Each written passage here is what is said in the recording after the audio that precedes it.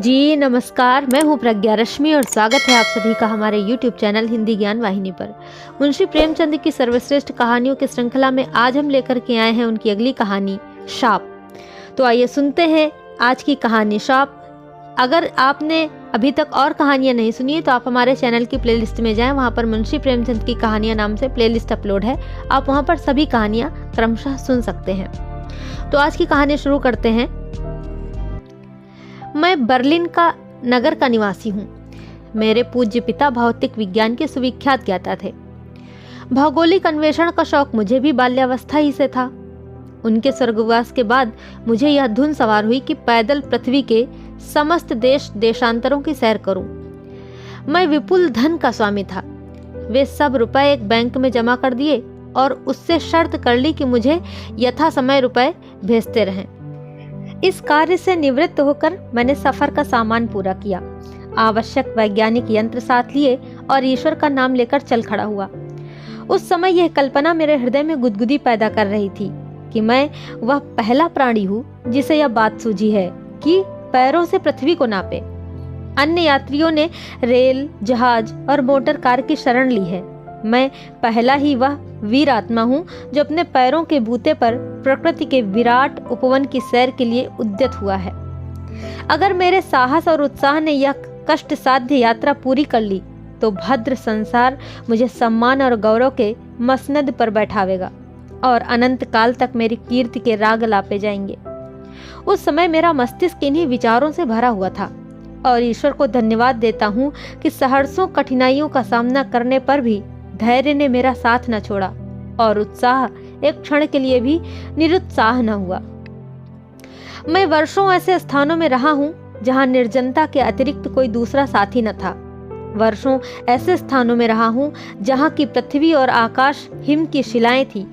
मैं भयंकर जंतुओं के पहलू में सोया हूँ, पक्षियों के घोंसलों में रातें काटी हैं, किंतु ये सारी बलाएं कट गईं और वह समय अब दूर नहीं है कि साहित्य और विज्ञान संसार मेरे चरणों पर शीश नवाएं।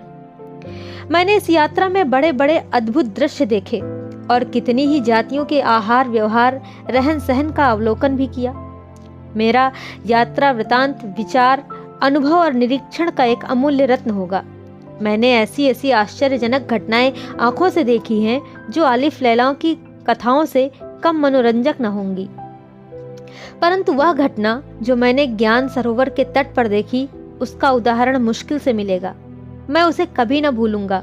यदि मेरे इस तमाम परिश्रम का उपहार यही एक रहस्य होता तो भी मैं उसे पर्याप्त समझता। मैं ये बता देना आवश्यक समझता हूँ कि मैं मिथ्यावादी नहीं और न सिद्धियों तथा विभूतियों पर मेरा विश्वास है। मैं उस विद्वान का भक्त हूँ जिसका आधार तर्क और न्याय पर है। यदि कोई दूसरा प्राणी यही घटना मुझसे बयान करता तो मुझे उस पर विश्वास करने में बहुत संकोच होता, किंतु मैं जो कुछ बयान कर रहा हूँ वह सत्य घटना है। यदि मेरे इस आश्वासन पर भी कोई उस पर अविश्वास करे तो उसकी मानसिक दुर्बलता और विचारों की संकीर्णता है। मेरी यात्रा का 7वां वर्ष था और ज्येष्ठ का महीना।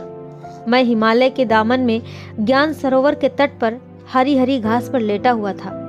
ऋतु अत्यंत सुहावनी थी। ज्ञान सरोवर के स्वच्छ निर्मल जल में आकाश और पर्वत श्रेणी का प्रतिबिंब, जल पक्षियों का पानी पर तैरना, शुभ्र हिम श्रेणी का सूर्य के प्रकाश से चमकना आदि दृश्य ऐसे मनोहर थे कि मैं आत्मोल्लास से विह्वल हो गया। मैंने स्विट्जरलैंड और अमेरिका के बहुप्रशंसित दृश्य देखे हैं, पर उनमें यह शांतिप्रद शोभा कहाँ। मानव बुद्धि ने उनके प्राकृतिक सौंदर्य को अपनी कृत्रिमता से कलंकित कर दिया है। मैं तल्लीन होकर इस स्वर्गीय आनंद का उपभोग कर रहा था कि सहसा मेरी दृष्टि एक सिंह पर जा पड़ी जो मंद गति से कदम बढ़ाता हुआ मेरी ओर आ रहा था। उसे देखते ही मेरा खून सूख गया, होश उड़ गए। ऐसा बृहदाकार भयंकर जंतु मेरी नजर से ना गुजरा था। वहां ज्ञान सरोवर के अतिरिक्त कोई ऐसा स्थान नहीं था जहां भागकर अपनी जान बचाता। मैं तैरने में कुशल हूँ, पर मैं ऐसा भयभीत हो गया कि अपने स्थान से हिल न सका। मेरे अंग प्रत्यंग मेरे काबू से बाहर थे। मैं समझ गया मेरी जिंदगी यहीं तक थी। इस शेर के पंजे से बचने की कोई आशा न थी। अकस्मात मुझे स्मरण हुआ कि मेरी जेब में एक पिस्तौल गोलियों से भरी हुई रखी है जो मैंने आत्मरक्षा के लिए चलते समय साथ ले ली थी। और अब तक प्राणपण से इसकी रक्षा करता आया था। आश्चर्य यह है कि इतनी देर तक मेरी स्मृति कहाँ सोई रही। मैंने तुरंत ही पिस्तौल निकाली और निकट था कि शेर पर वार करूं कि मेरे कानों में यह शब्द सुनाई दिए, मुसाफिर, ईश्वर के लिए वार न करना, अत्यंत मुझे दुख होगा। सिंहराज से तुझे कोई हानि ना पहुंचेगी। मैंने चकित होकर पीछे की ओर देखा तो एक युवती रमणी आती हुई दिखाई दी। उसके हाथ में एक सोने का लोटा था और दूसरे में एक तस्तरी। मैंने जर्मनी की हूरें और कोहकाफ की परियां देखी हैं, पर हिमाचल पर्वत की यह अप्सरा मैंने एक ही बार देखी और उसका चित्र आज तक हृदय पट पर खिंचा हुआ है। मुझे स्मरण नहीं कि राफेल या कोरेजियो ने भी कभी ऐसा चित्र खींचा हो। वैन डाइक और रेम्ब्रांड के आकृति चित्रों ने भी ऐसी मनोहर छवि नहीं देखी। सहसा पिस्तौल मेरे हाथ से गिर पड़ी। कोई दूसरी शक्ति इस समय मुझे अपनी भयावह परिस्थिति से निश्चिंत न कर सकती थी। मैं उस सुंदरी की ओर देख ही रहा था कि वह सिंह के पास आई। सिंह उसे देखते ही खड़ा हो गया और मेरी ओर सशंक नेत्रों से देखकर मेघ की भांति गरजा। रमणी ने एक रुमाल निकालकर उसका मुंह पोंछा और फिर लोटे से दूध उड़ेलकर उसके सामने रख दिया। सिंह दूध पीने लगा। अब मेरे विस्मय की कोई सीमा न थी। मैं चकित था कि यह कोई तिलिस्म है या जादू। व्यवहार लोक में हूँ अथवा विचार लोक में, सोता हूँ या जागता हूँ। मैंने बहुधा सर्कसों में पालतू शेर देखे हैं, किंतु उन्हें काबू में रखने के लिए किन किन रक्षा विधानों से काम लिया जाता है। उसके प्रतिकूल यह मांसाहारी पशु उस रमणी के सम्मुख इस भांति लेटा हुआ है मानो वह सिंह की योनि में कोई मृग शावक है। मन में प्रश्न हुआ, सुंदरी में कौन सी चमत्कारिक शक्ति है जिसने सिंह को इस भांति वशीभूत कर लिया? क्या पशु भी अपने हृदय में कोमल और रसिक भाव छिपाए रखते हैं? कहते हैं कि महुअर का आलाप काले नाग को भी मस्त कर देता है। जब ध्वनि में यह सिद्धि है तो सौंदर्य की शक्ति का अनुमान कौन कर सकता है? रूप लालित्य संसार का सबसे अमूल्य रत्न है, प्रकृति के रचना नैपुण्य का सर्वश्रेष्ठ अंश है। जब सिंह दूध पी चुका तो सुंदरी ने रुमाल से उसका मुंह पोंछा और उसका सिर अपने जांघ पर रखकर उसे थपकियां देने लगी। सिंह पूंछ हिलाता था और सुंदरी की अरुण वर्ण हथेलियों को चाटता था। कुछ देर के बाद दोनों एक गुफा में अंतर्हित हो गए। मुझे भी धुन सवार हुई कि किसी प्रकार इस तिलिस्म को खोजूं, इस रहस्य का उद्घाटन करूं। जब दोनों अदृश्य हो गए तो मैं भी उठा और दबे पांव उस गुफा के द्वार तक जा पहुंचा। भय से मेरे शरीर की बोटी बोटी कांप रही थी, मगर इस रहस्य पट को खोलने की उत्सुकता भय को दबाए हुए थी। मैंने गुफा के भीतर झांका तो क्या देखता हूँ कि पृथ्वी पर जरी का फर्श बिछा हुआ है और कारचोबी गांव तकिया लगे हुए हैं। सिंह मसनद पर गर्व से बैठा हुआ है। सोने चांदी के पात्र, सुंदर चित्र फूलों के गमले सभी अपने अपने स्थान पर सजे हुए हैं। वह गुफा राजभवन को भी लज्जित कर रही है। द्वार पर मेरी परछाई देखकर वह सुंदरी बाहर निकल आई और मुझसे पूछा, यात्री तू कौन है और इधर क्यों करा निकला? उसकी कितनी मनोहर ध्वनि थी। मैंने अब की बार समीप से देखा तो सुंदरी का मुख कुम्हलाया हुआ था। उसके नेत्रों से निराशा झलक रही थी। उसके स्वर में भी करुणा और व्यथा की खटक थी। मैंने उत्तर दिया, देवी, मैं यूरोप का निवासी हूँ, यहाँ देशाटन करने आया हूँ। मेरा परम सौभाग्य है कि आपसे संभाषण करने का गौरव प्राप्त हुआ। सुंदरी के गुलाब से होठों पर मधुर मुस्कान की झलक दिखाई दी। उसमें कुछ कुटिल हास्य का भी अंश था। कदाचित यह मेरे इस अस्वाभाविक वाक्य प्रणाली का द्योतक था। तू विदेश से यहाँ आया है? आतिथ्य सत्कार हमारा कर्तव्य है। मैं आज तुझे निमंत्रण देती हूँ, स्वीकार कर। मैंने अवसर देखकर उत्तर दिया, आपकी यह कृपा मेरे लिए गौरव की बात है, पर इस रहस्य ने मेरी भूख प्यास बंद कर दी है। क्या मैं आशा करूं कि आप इस पर कुछ प्रकाश डालेंगी? सुंदरी ने ठंडी सांस लेकर कहा, मेरी राम कहानी विपत्ति की एक बड़ी कथा है। तुझे सुनकर दुख होगा, किंतु मैंने जब बहुत आग्रह किया तो उसने मुझे फर्श पर बैठने का संकेत किया और अपना वृतांत सुनाने लगी। सुंदरी ने कहा, मैं कश्मीर देश की रहने वाली राजकन्या हूँ। मेरा विवाह एक राजपूत योद्धा से हुआ था। उसका नाम नृसिंहदेव था। हम दोनों बड़े आनंद से जीवन व्यतीत करते थे। संसार का सर्वोत्तम पदार्थ है रूप है, दूसरा स्वास्थ्य और तीसरा धन। परमात्मा ने हमको ये तीनों ही पदार्थ प्रचुर परिणाम में प्रदान किए थे। खेद है कि मैं उनसे मुलाकात नहीं कर सकती। ऐसा साहसी, ऐसा सुंदर, ऐसा विद्वान पुरुष सारे कश्मीर में न था। मैं उनकी आराधना करती थी। उनका मेरे ऊपर अपार स्नेह था। कई वर्षों तक हमारा जीवन एक जलस्रोत की भांति वृक्ष पुंजों और हरे भरे मैदानों में प्रवाहित होता रहा। मेरे पड़ोस में एक मंदिर था। पुजारी एक पंडित श्रीधर जी थे। हम दोनों प्रातःकाल तथा संध्या समय उस मंदिर में उपासना के लिए जाते। मेरे स्वामी कृष्ण के भक्त थे। मंदिर एक सुरम्य सागर के तट पर बना हुआ था। वहां का परिष्कृत मंद समीर चित्त को पुलकित कर देता था। इसलिए हम उपासना के पश्चात भी वहां घंटों वायु सेवन करते रहते थे। श्रीधर बड़े विद्वान, वेदों के ज्ञाता, शास्त्रों के जानने वाले थे। कृष्ण पर भी उनकी अविचल भक्ति थी। समस्त कश्मीर में उनके पांडित्य की चर्चा थी। वह बड़े संयमी, संतोषी और आत्मज्ञानी पुरुष थे। उनके नेत्रों से शांति की ज्योति रेखाएं निकलती हुई मालूम होती थी। सदैव परोपकार में मग्न रहते थे। उनकी वाणी ने कभी किसी का हृदय नहीं दुखाया। उनका हृदय नित्य परवेदना से पीड़ित रहता था। पंडित श्रीधर मेरे पतिदेव से लगभग 10 वर्ष बड़े थे, पर उनकी धर्म पत्नी विद्याधरी मेरी समवयस्का थी। हम दोनों सहेलियां थीं। विद्याधरी अत्यंत गंभीर, शांत प्रकृति की स्त्री थी। यद्यपि रंग रूप में वही रानी थी, पर वह अपनी अवस्था से संतुष्ट थी। अपने पति को वह देवतुल्य समझती थी। एक बार श्रावण का महीना था। आकाश पर काले काले बादल मंडरा रहे थे, मानो काजल के पर्वत उड़े जा रहे हैं। झरनों से दूध की धारें निकल रही थी और चारों ओर हरियाली छाई हुई थी। नन्ही नन्ही फुहारें पड़ रही थीं, मानो स्वर्ग से अमृत की बूंदें टपक रही हैं। जल की बूंदें फूलों और पत्तियों के गले में चमक रही थीं। चित्त को अभिलाषाओं से उभारने वाला शमा छाया हुआ था। यह वह समय है जब रमणियों को विदेशगामी प्रियतम की याद रुलाने लगती है, जब हृदय किसी से आलिंगन करने के लिए व्यग्र हो जाता है, जब सूनी सेज देखकर कलेजे में हुक सी उठती है। इसी ऋतु में विरह की मारी वियोगिनियां अपनी बीमारी का बहाना करती हैं, जिसमें उनका पति उन्हें देखने आवे।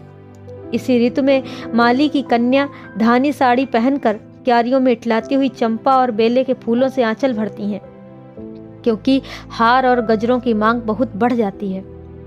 मैं और विद्याधरी ऊपर छत पर बैठी हुई वर्षा ऋतु की बहार देख रही थी और कालिदास का ऋतु संगार पढ़ती थी कि इतने में मेरे पति ने आकर कहा, आज का सुहावना दिन है, झूला झूलने में बड़ा आनंद आएगा। सावन में झूला झूलने का प्रस्ताव क्यों कर रद्द किया जा सकता था? इन दिनों प्रत्येक रमणी का चित्त आप ही आप झूला झूलने के लिए विकल हो जाता है। जब वन के वृक्ष झूला झूलते हों, जब सारी प्रकृति आंदोलित हो रही हो, तो रमणी का कोमल हृदय क्यों न चंचल हो जाए? इसलिए विद्याधरी भी राजी हो गई। रेशम की डोरियां कदम की डाल पर पड़ गईं। चंदन का पटरा रख दिया गया और मैं विद्याधरी के साथ झूला झूलने चली। जिस प्रकार ज्ञान सरोवर पवित्र जल से परिपूर्ण हो रहा है, उसी भांति हमारे हृदय पवित्र आनंद से परिपूर्ण थे। किंतु शोक, वह कदाचित मेरे सौभाग्य चंद्र की अंतिम झलक थी। मैं झूले के पास पहुंचकर पटरे पर जा बैठी, किंतु कोमलांगी विद्याधरी ऊपर ना आ सकी। वह कई बार उचकी, परंतु पटरे तक ना आ सकी। तब मेरे पतिदेव ने सहारा देने के लिए उसकी बांह पकड़ ली। उस समय उनके नेत्रों में एक विचित्र तृष्णा की झलक थी और मुख पर एक विचित्र आतुरता। वह धीमे में मल्हार गा रहे थे, किंतु विद्याधरी जब पटरे पर आई तो उसका मुख डूबते हुए सूर्य की भांति लाल हो रहा था। नेत्र अरुण वर्ण हो रहे थे। उसने पतिदेव की ओर क्रोधोन्मत्त होकर कहा, तूने काम के वश होकर मेरे शरीर में हाथ लगाया है। मैं अपने पतिव्रत के बल से तुझे शाप देती हूँ कि तू इसी क्षण पशु हो जा। यह कहते ही विद्याधरी ने अपने गले से रुद्राक्ष की माला निकालकर मेरे पतिदेव के ऊपर फेंक दिया और तत्क्षण ही पटरे के समीप मेरे पतिदेव के स्थान पर एक विशाल सिंह दिखलाई दिया। ऐ मुसाफिर, अपने प्रिय पतिदेवता की यह गति देखकर मेरा रक्त सूख गया और कलेजे पर बिजली सी आ गिरी। मैं विद्याधरी के पैरों से लिपट गई और फूट फूट कर रोने लगी। उस समय अपनी आंखों से देखकर अनुभव हुआ कि पतिव्रत की महिमा कितनी प्रबल है। ऐसी घटनाएं मैंने पुराणों में पढ़ी थी, परंतु मुझे विश्वास न था कि वर्तमान काल में, जबकि स्त्री पुरुष के संबंध में स्वार्थ की मात्रा दिनों दिन अधिक होती जाती है, पतिव्रत धर्म में यह प्रभाव होगा। परंतु यह नहीं कह सकती कि विद्याधरी के विचार कहाँ तक ठीक थे। मेरे पति विद्याधरी को सदैव बहन कहकर संबोधित करते थे। वह अत्यंत रूपवान थे और रूपवान पुरुष की स्त्री का जीवन बहुत सुखमय नहीं होता, पर मुझे उन पर संशय करने का अवसर कभी नहीं मिला। वह स्त्रीव्रत धर्म का वैसे ही पालन करते थे जैसे सती अपने धर्म का। उनकी दृष्टि में कुचेष्टा न थी और विचार अत्यंत उज्जवल और पवित्र थे। यहाँ तक कि कालिदास की श्रृंगारमय कविता भी उन्हें प्रिय न थी। मगर काम के मर्म भेदी बाणों से कौन बचा है? जिस काम ने शिव ब्रह्मा जैसे तपस्वियों की तपस्या भंग कर दी, जिस काम ने नारद और विश्वामित्र जैसे ऋषियों के माथे पर कलंक का टीका लगा दिया, वह काम सब कुछ कर सकता है। संभव है कि सुरापान ने उद्दीपक ऋतु के साथ मिलकर उनके चित्त को विचलित कर दिया हो। मेरा गुमान तो यह है कि यह विद्याधरी की केवल भ्रांति थी। जो कुछ भी हो, उसने श्राप दे दिया। उस समय मेरे मन में भी उत्तेजना हुई कि जिस शक्ति का विद्याधरी को गर्व है, क्या वह शक्ति मुझ में नहीं है? क्या मैं पतिव्रता नहीं हूँ? किंतु हाँ, मैंने कितना ही चाहा कि शाप के शब्द मुंह से निकालूं, पर मेरी जबान बंद हो गई। अखंड विश्वास जो विद्याधरी को अपने पतिव्रत पर था, मुझे न था। विवशता ने मेरे प्रतिकार के आवेग को शांत कर दिया। मैंने बड़ी दीनता के साथ कहा, बहन, तुमने ये क्या किया? विद्याधरी ने निर्दय होकर कहा, मैंने कुछ नहीं किया, या उसके कर्मों का फल है। मैंने कहा, तुम्हें छोड़कर और किसकी शरण जाऊं? क्या तुम इतनी दया ना करोगी? विद्याधरी ने कहा, मेरे किए अब कुछ नहीं हो सकता। मैंने कहा, देवी, तुम पतिव्रत धारिणी हो, तुम्हारे वाक्य की महिमा अपार है। तुम्हारा क्रोध यदि मनुष्य को से पशु बना सकता है, तो क्या तुम्हारी दया पशु से मनुष्य ना बना सकेगी? विद्याधरी ने कहा, इसका प्रायश्चित करो, इसके अतिरिक्त उद्धार का और कोई उपाय नहीं। ऐ मुसाफिर, मैं राजपूत की कन्या हूँ। मैंने विद्याधरी से अधिक अनुनय विनय नहीं की। उसका हृदय दया का आगार था। यदि मैं उसके चरणों पर शीश रख देती तो कदाचित उसे मुझ पर दया आ जाती, किंतु राजपूत की कन्या इतना अपमान नहीं सह सकती। वह घृणा के घाव सह सकती है, क्रोध की अग्नि सह सकती है, पर दया का बोझ उससे नहीं उठाया जाता। मैंने पटरे से उतरकर पतिदेव के चरणों पर सिर झुकाया और उन्हें साथ लिए हुए अपने मकान चली आई। कई महीने गुजर गए। मैं पतिदेव की सेवा शुश्रूषा में तन मन से व्यस्त रहती। यद्यपि उनकी जिह्वा वाणी विहीन हो गई थी, पर उनकी आकृति से स्पष्ट प्रकट होता था कि वह अपने कर्म से लज्जित थे। यद्यपि उनका रूपांतर हो गया था, पर उन्हें मांस से अत्यंत घृणा थी। मेरी पशुशाला में सैकड़ों गायें भैंसें थीं, किंतु शेर सिंह ने कभी किसी की ओर आंख उठाकर भी न देखा। मैं उन्हें दोनों वेला दूध पिलाती और संध्या समय उन्हें साथ लेकर पहाड़ियों की सैर कराती। मेरे मन में ना जाने क्यों धैर्य और साहस का इतना संचार हो गया था कि मुझे अपनी दशा असहाय न जान पड़ती थी। मुझे निश्चय था कि शीघ्र ही इस विपत्ति का अंत भी होगा। इन्हीं दिनों हरिद्वार में गंगा स्नान का मेला लगा। मेरे नगर से यात्रियों का एक समूह हरिद्वार चला। मैं भी उनके साथ हो ली। दीन दुखी जनों को दान देने के लिए रुपयों और अशर्फियों की थैलियां साथ ले ली। मैं प्रायश्चित करने जा रही थी, इसलिए पैदल ही यात्रा करने का निश्चय कर लिया। लगभग 1 महीने में हरिद्वार जा पहुंची। यहाँ भारतवर्ष के प्रत्येक प्रांत से असंख्य यात्री आए हुए थे। सन्यासियों और तपस्वियों की संख्या गृहस्थों से कुछ ही कम होगी। धर्मशालाओं में रहने का स्थान न मिलता था। गंगा तट पर पर्वतों की गोद में मैदानों के वक्षस्थल पर जहां देखिए आदमी ही आदमी नजर आते थे। दूर से वह छोटे छोटे खिलौने की भांति दिखाई देते थे। मीलों तक आदमियों का फर्श सा बिछा हुआ था। भजन और कीर्तन की ध्वनि नित्य कानों में आती रहती थी। मुझे हरिद्वार आए 3 दिन व्यतीत हुए थे। प्रभात का समय था। मैं गंगा में खड़ी स्नान कर रही थी कि सहसा मेरी दृष्टि ऊपर की ओर उठी तो मैंने किसी आदमी को पुल की ओर झांकते देखा। अकस्मात उस मनुष्य का पांव ऊपर उठ गया और सैकड़ों ही गज की ऊंचाई से गंगा में गिर पड़ा। सहर्षों आंखें यह दृश्य देख रही थी, पर किसी का साहस न हुआ कि उस अभागे मनुष्य की जान बचाए। भारतवर्ष के अतिरिक्त ऐसा संवेदना शून्य और कौन सा देश होगा, और यह वह देश है जहां परमार्थ मनुष्य का कर्तव्य बताया गया है। लोग बैठे हुए अपंगुओं की भांति तमाशा देख रहे थे। सभी हतबुद्धि से हो रहे थे। धारा प्रबल वेग से प्रवाहित थी और जल बर्फ से भी अधिक शीतल। मैंने देखा कि वह धारा के साथ बहता चला जाता था। यह हृदय विदारक दृश्य मुझसे न देखा गया। मैं तैरने में अभ्यस्त थी। मैंने ईश्वर का नाम लिया और मन को दृढ़ करके धारा के साथ तैरने लगी। ज्यों ज्यों मैं आगे बढ़ती थी, वह मनुष्य मुझसे दूर होता जाता था, यहाँ तक कि मेरे सारे अंग ठंड से शून्य हो गए। मैंने कई बार चट्टानों को पकड़कर दम लिया, कई बार पत्थरों से टकराई, पर मेरे हाथ ही न उठते थे। सारा शरीर बर्फ का ढांचा सा बना हुआ था। मेरे अंग गतिहीन हो गए कि मैं धारा के साथ बहने लगी और मुझे विश्वास हो गया कि गंगा माता के उदर ही में मेरी जल समाधि होगी। अकस्मात मैंने उस पुरुष की लाश को एक चट्टान पर रुकते देखा। मेरा हौसला बंध गया।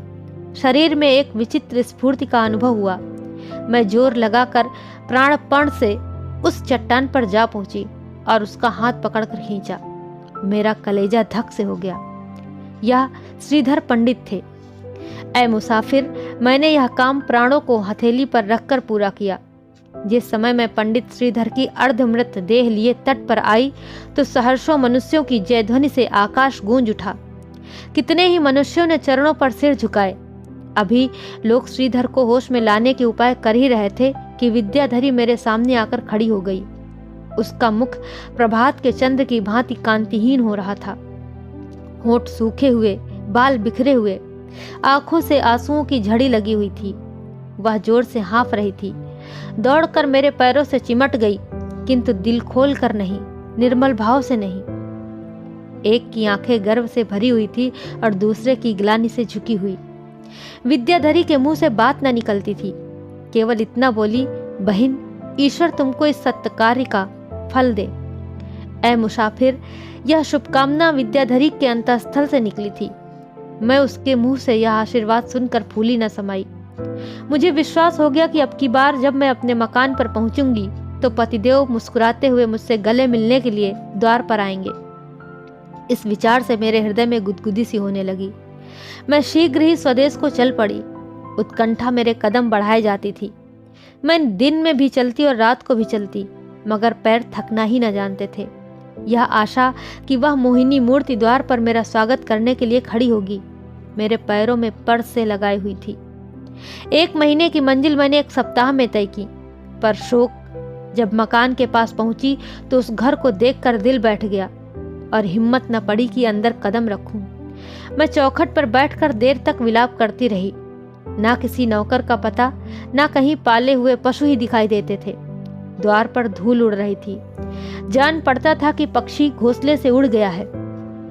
कलेजे पर पत्थर की सिल रखकर भीतर गई तो क्या देखती हूँ कि मेरा प्यारा सिंह आंगन में मोटी मोटी जंजीरों से बंधा हुआ है। इतना दुर्बल हो गया है कि उसके कूल्हों की हड्डियां दिखाई दे रही हैं। ऊपर नीचे जिधर देखती थी उजाड़ सा मालूम होता था। मुझे देखते ही शेर सिंह ने पूंछ हिलाई और सहसा उनकी आंखें दीपक की भांति चमक उठी। मैं दौड़कर उनके गले से लिपट गई और समझ गई कि नौकरों ने दगा की। घर की सामग्रियों का कहीं पता न था। सोने चांदी के बहुमूल्य पात्र, फर्श आदि सब गायब थे।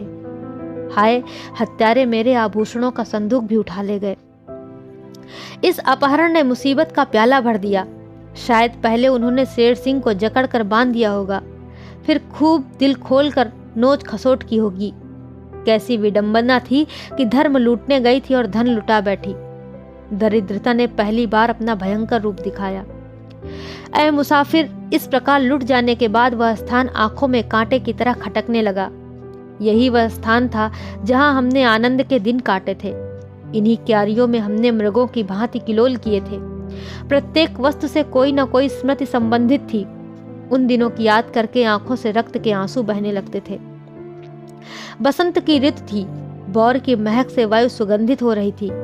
महुए के वृक्षों के नीचे परियों के शयन करने के लिए मोतियों की शैया बिछी हुई थी। करौंदे और नींबू के फलों की सुगंध से चित्त प्रसन्न हो जाता था। मैंने अपनी जन्मभूमि को सदैव के लिए त्याग दिया।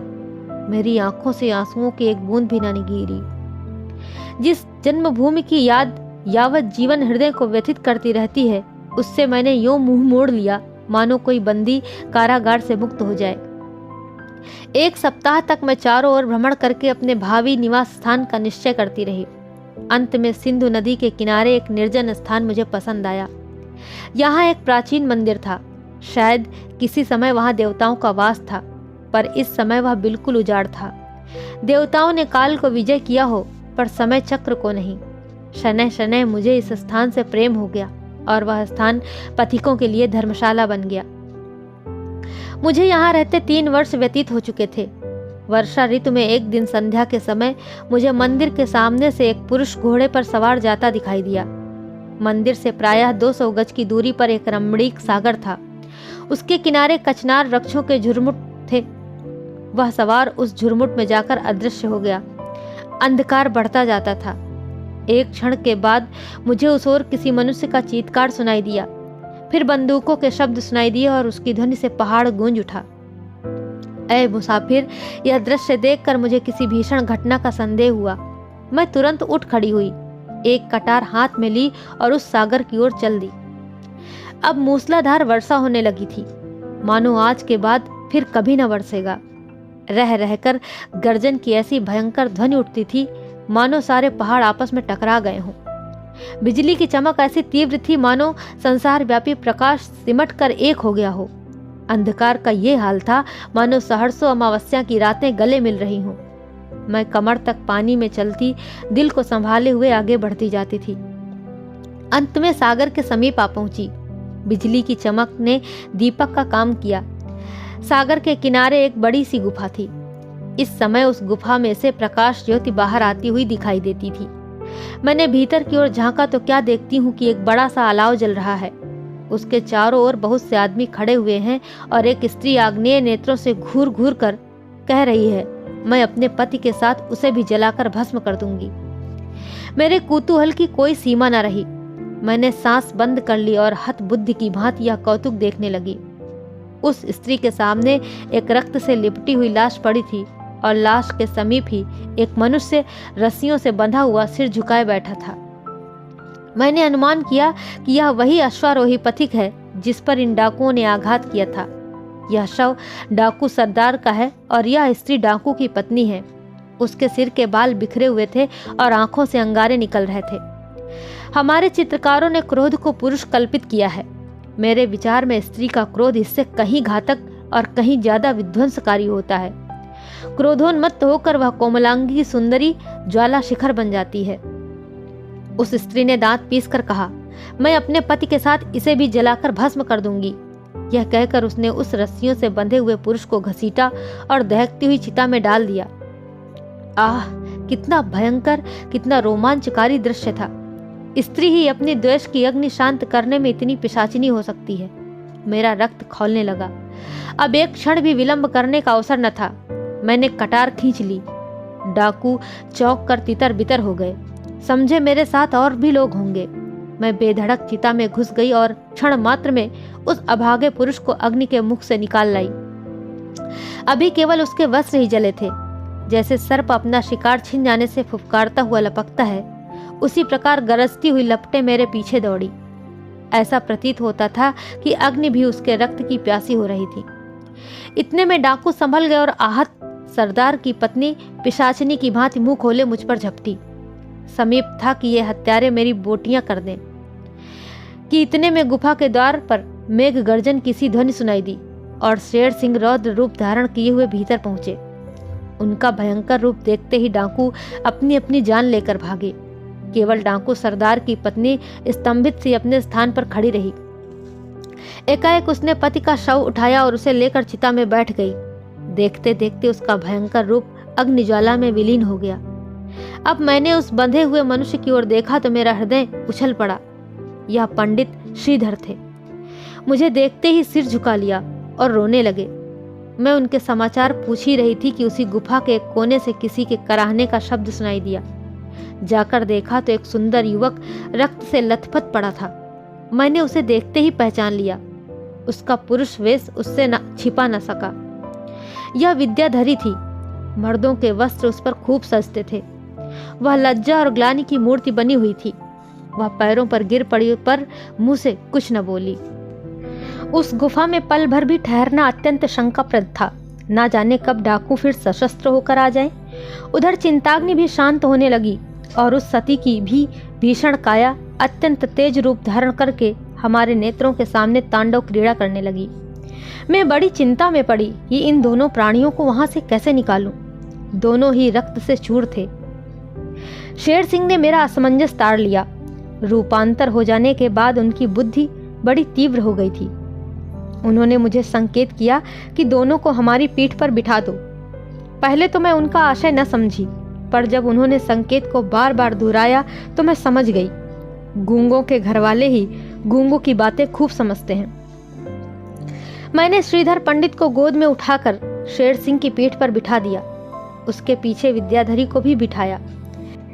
नन्हा बालक भालू की पीठ पर बैठकर जितना डरता है, उससे कहीं ज्यादा यह दोनों प्राणी भयभीत हो रहे थे। चिंताग्नि के क्षीण प्रकाश में उनके भय विकृत मुख देखकर करुण विनोद होता था। अस्तु मैं इन दोनों प्राणियों को साथ लेकर गुफा से निकली और फिर उसी तिमिर सागर को पार करके मंदिरा पहुंची। मैंने 1 सप्ताह तक उनका यहाँ यथाशक्ति सेवा सत्कार किया। जब वे भली भांति स्वस्थ हो गए तो मैंने उन्हें विदा किया। ये स्त्री पुरुष कई आदमियों के साथ टेढ़ी जा रहे थे। यहाँ के राजा पंडित श्रीधर के शिष्य हैं। पंडित श्रीधर का घोड़ा आगे था। विद्याधरी का अभ्यास न होने के कारण पीछे थी। उनके दोनों रक्षक भी उनके साथ थे। जब डाकुओं ने पंडित श्रीधर को घेरा और पंडित ने पिस्तौल से डाकू सरदार को गिराया तो कोलाहल सुनकर विद्याधरी ने घोड़ा बढ़ाया। दोनों रक्षक तो जान लेकर भागे। विद्याधरी को डाकुओं ने पुरुष समझकर घायल कर दिया और तब दोनों प्राणियों को बांधकर गुफा में डाल दिया। शेष बातें मैंने अपनी आंखों से देखी। यद्यपि यहाँ से विदा होते समय विद्याधरी का रोम रोम मुझे आशीर्वाद दे रहा था, पर हाँ, अभी प्रायश्चित पूरा न हुआ था। इतना आत्मसमर्पण करके भी मैं सफल मनोरथ ना हुई थी। ऐ मुसाफिर, उस प्रांत में अब मेरा रहना कठिन हो गया। डाकू बंदूकें लिए हुए शेर सिंह की तलाश में घूमने लगे। विवश होकर एक दिन मैं वहां से चल खड़ी हुई और दुर्गम पर्वतों को पार करती हुई यहाँ आ निकली। यह स्थान मुझे ऐसा पसंद आया कि मैंने इस गुफा को अपना घर बना लिया है। आज पूरे 3 वर्ष गुजरे जब मैंने पहले पहल ज्ञान सरोवर के दर्शन किए। उस समय भी यही ऋतु थी। मैं ज्ञान सरोवर में पानी भरने गई हुई थी। सहसा क्या देखती हूँ कि एक युवक मुश्की घोड़े पर सवार, रत्न जड़ित आभूषण पहने, हाथ में चमकता हुआ भाला लिए चला आता है। शेर सिंह को देखकर वह ठिठका और भाला संभाल कर उन पर वार कर बैठा। शेर सिंह को भी क्रोध आया। उनके गर्जन की ऐसी गगन भेदी ध्वनि उठी कि ज्ञान सरोवर का जल आंदोलित हो गया और तुरंत घोड़े से खींचकर उसकी छाती पर पंजे रख दिए। मैं घड़ा छोड़कर दौड़ी। युवक का प्राणांत होने वाला ही था कि मैंने शेर सिंह के गले में हाथ डाल दिए और उनका सिर सहलाकर क्रोध शांत किया। मैंने उनका ऐसा भयंकर रूप कभी नहीं देखा था। मुझे स्वयं उनके पास जाते हुए डर लगता था, पर मेरे मृदु वचनों ने अंत में उन्हें वशीभूत कर लिया था। वह अलग खड़े हो गए। युवक की छाती में गहरा घाव लगा था। मैंने उसे इसी गुफा में लाकर रखा और उसकी मरहम पट्टी करने लगी। एक दिन मैं कुछ आवश्यक वस्तुएं लेने के लिए उस कस्बे में गई जिसके मंदिर के कलश यहाँ से दिखाई दे रहे हैं, मगर वहाँ सब दुकानें बंद थी। बाजारों में खाक उड़ रही थी। चारों ओर सियापा छाया हुआ था। मैं बहुत देर तक इधर उधर घूमती रही। किसी मनुष्य की सूरत भी न दिखाई देती थी कि उससे वहां का समाचार पूछूं। ऐसा विदित होता था मानो यह अदृश्य जीवों की बस्ती है। सोच ही रही थी कि वापस चलूं कि घोड़ों की टापों की ध्वनि कानों में आई और एक क्षण में एक स्त्री सिर से पैर तक काले वस्त्र धारण किए एक काले घोड़े पर सवार आती हुई दिखाई दी। उसके पीछे कई सवार और प्यादे काली वर्दियां पहने आ रहे थे। अकस्मात उस सवार स्त्री की दृष्टि मुझ पर पड़ी। उसने घोड़े को ऐड़ लगाई और मेरे निकट आकर कर्कश स्वर में बोली, तू कौन है? मैंने निर्भीक भाव से उत्तर दिया, मैं ज्ञान सरोवर के तट पर रहती हूँ। यहाँ बाजार में कुछ सामग्रियां लेने आई थी, किंतु शहर में किसी का पता नहीं। उस स्त्री ने पीछे की ओर देखकर कुछ संकेत किया और 2 सवारों ने आगे बढ़कर मुझे पकड़ लिया और मेरी बाहों में रस्सियां डाल दी। मेरी समझ में ना आता था कि मुझे किस अपराध का दंड दिया जा रहा है। बहुत पूछने पर भी किसी ने मेरे प्रश्नों का उत्तर न दिया। हाँ, अनुमान से यह प्रकट हुआ कि यह स्त्री यहाँ की रानी है। मुझे अपने विषय में तो कोई चिंता न थी, पर चिंता थी शेर सिंह की कि वह अकेले घबरा रहे होंगे। भोजन का समय आ पहुंचा, कौन खिलावेगा? मैं किस विपत्ति में फंसी, नहीं मालूम विधाता अब मेरी क्या दुर्गति करेंगे। मुझ अभागिन को इस दशा में भी शांति नहीं। इन्हीं मलिन विचारों में मैं मग्न सवारों के साथ आधे घंटे तक चलती रही कि सामने एक ऊंची पहाड़ी पर एक विशाल भवन दिखाई दिया। ऊपर चढ़ने के लिए पत्थर काटकर चौड़े जीने बनाए गए थे। हम लोग ऊपर चढ़े। वहां सैकड़ों ही आदमी दिखाई दिए, किंतु सब के सब काले वस्त्र धारण किए हुए थे। मैं जिस कमरे में लाकर रखी गई वहां एक कुशासन के अतिरिक्त सजावट का और सामान न था। मैं जमीन पर बैठकर अपने नसीब को रोने लगी। जो कोई यहाँ आता था मुझ पर करुण दृष्टिपात करके चुपचाप चला जाता था। थोड़ी देर में रानी साहब आकर उसी कुशासन पर बैठ गईं। यद्यपि उनकी अवस्था 50 वर्ष से अधिक थी, परंतु मुख पर अद्भुत कांति थी। मैंने अपने स्थान से उठकर उनका सम्मान किया और हाथ बांधकर अपनी किस्मत का फैसला सुनने के लिए खड़ी हो गई।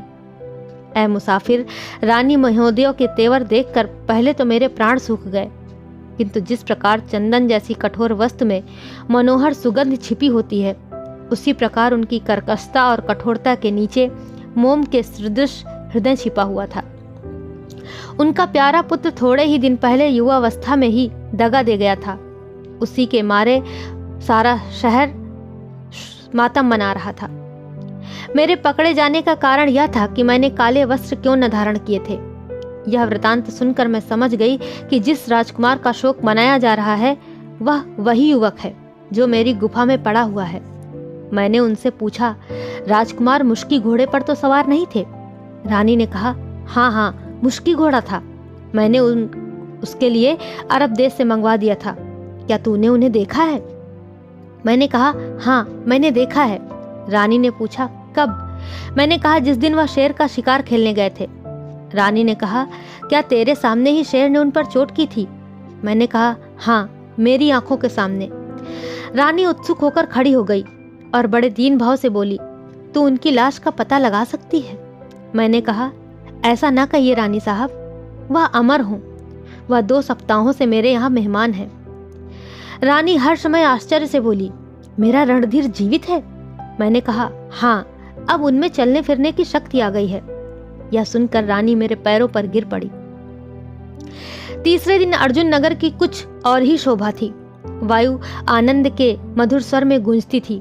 दुकानों ने फूलों का हार पहना था। बाजारों में आनंद के उत्सव मनाए जा रहे थे। शोक के काले वस्त्रों की जगह केसर का सुहावना रंग बधाई दे रहा था। इधर सूर्य ने उषा सागर से सिर निकाला, उधर सलामियां दागना आरंभ हुई।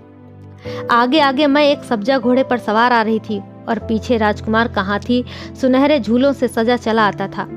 स्त्रियां अटारियों पर मंगल के गीत गाती थीं और पुष्पों की वृष्टि करती थीं। राजभवन के द्वार पर रानी मोतियों से आंचल भरे खड़ी थी। ज्यों ही राजकुमार हाथी से उतरे, वह उन्हें गोद में लेने के लिए दौड़ी और छाती से लगा लिया। ऐ मुसाफिर, आनंदोत्सव समाप्त होने पर जब मैं विदा होने लगी तो रानी महोदया ने सजल नयन होकर कहा, बेटी, तूने मेरे साथ जो उपकार किया है उसका फल तुझे भगवान अवश्य देंगे। तूने मेरे राजवंश का उद्धार कर दिया, नहीं तो कोई पितरों को जल देने वाला भी न रहता। मैं तुझे कुछ विदाई देना चाहती हूँ और वह तुझे स्वीकार करनी पड़ेगी। अगर रणधीर मेरा पुत्र है तो तू भी मेरी पुत्री है। तूने ही रणधीर को प्राणदान दिया है। तूने ही इस राज्य का पुनरुद्धार किया है, इसलिए इस माया बंधन से तेरा गला नहीं छूटेगा। मैं अर्जुन नगर का प्रांत उपहार स्वरूप तेरी भेंट करती हूँ। रानी की यह असीम उदारता देखकर मैं दंग रह गई। कलयुग में भी कोई ऐसा दानी हो सकता है, इसकी मुझे आशा न थी। यद्यपि मुझे धन भोग की लालसा न थी, पर केवल इस विचार से कि कदाचित यह संपत्ति मुझे अपने भाइयों की सेवा करने की सामर्थ्य दे, मैंने एक जागीरदार की जिम्मेदारियां अपने सिर ले ली। तब से 2 वर्ष व्यतीत हो चुके हैं, पर भोग विलास ने मेरे मन को एक क्षण के लिए भी चंचल नहीं किया। मैं कभी पलंग पर नहीं सोई, रूखी सूखी वस्तुओं के अतिरिक्त और कुछ नहीं खाया। पति वियोग की दशा में स्त्री तपस्विनी हो जाती है, उसकी वासनाओं का अंत हो जाता है। मेरे पास कई विशाल भवन हैं, कई रमणीक वाटिकाएं हैं। विषय वासना की ऐसी कोई सामग्री नहीं है जो प्रचुर मात्रा में उपस्थित न हो, पर मेरे लिए वह सब त्याज्य है। भवन सूने पड़े हैं और वाटिकाओं में खोजने से भी हरियाली न मिलेगी। मैंने उनकी ओर कभी आंख उठाकर भी नहीं देखा। अपने प्राणाधार के चरणों से लगे हुए मुझे अन्य किसी वस्तु की इच्छा नहीं है।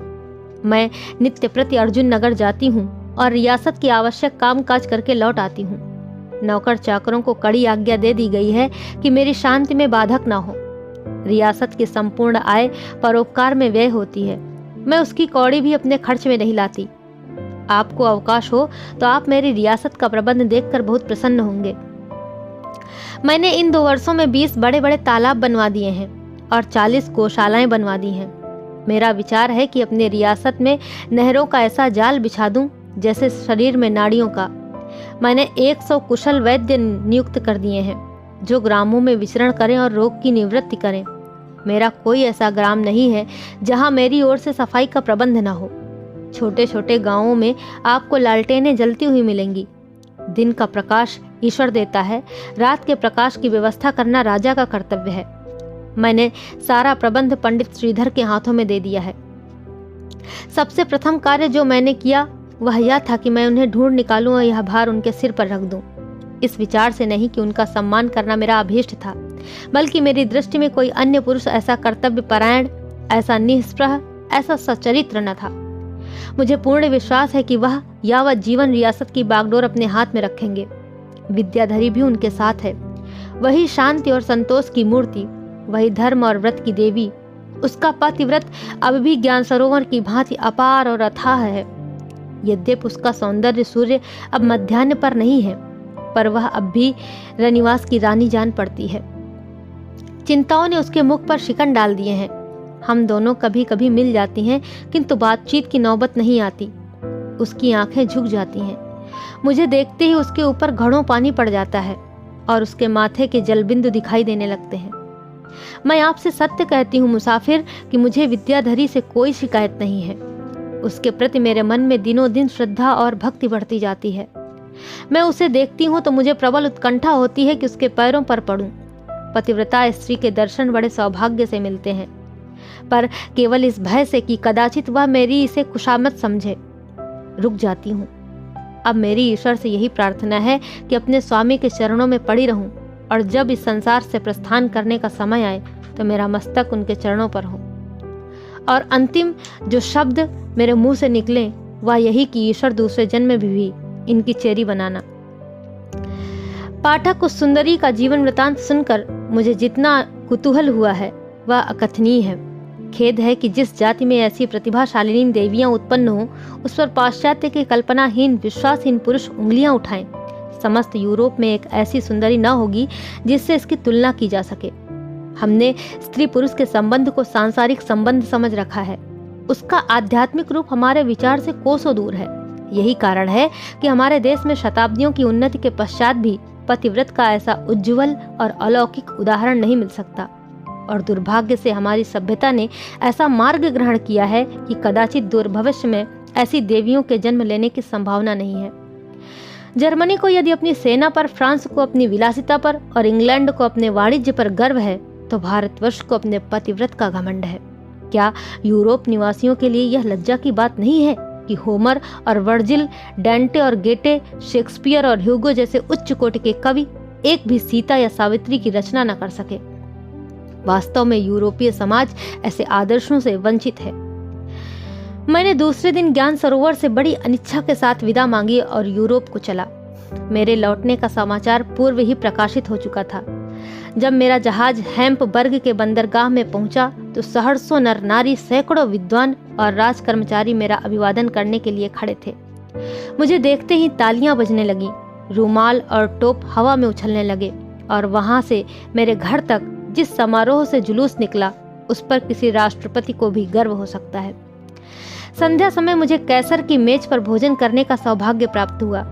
कई दिनों तक अभिनंदन पत्रों का तांता लगा रहा और महीनों क्लब और यूनिवर्सिटी की फरमाइशों से दम मारने का अवकाश न मिला। यात्रा वृतांत देश के प्रायः सभी पत्रों में छपा। अन्य देशों से भी बधाई के तार और पत्र मिले। फ्रांस और रूस आदि देशों की कितनी ही सभाओं ने मुझे व्याख्यान देने के लिए निमंत्रित किया। एक एक वक्ता के लिए मुझे कई कई हजार पाउंड दिए जाते थे। कई विद्यालयों ने मुझे उपाधियां दी। जार ने अपना ऑटोग्राफ भेजकर सम्मानित किया, किंतु इन आदर सम्मान की आंधियों से मेरे चित्त को शांति न मिलती थी। और ज्ञान सरोवर का सुरम्य तट और वह गहरी गुफा और वह मृदुभाषिणी रमणी सदैव आंखों के सामने फिरती रहती। उसके मधुर शब्द कानों में गूंजा करते।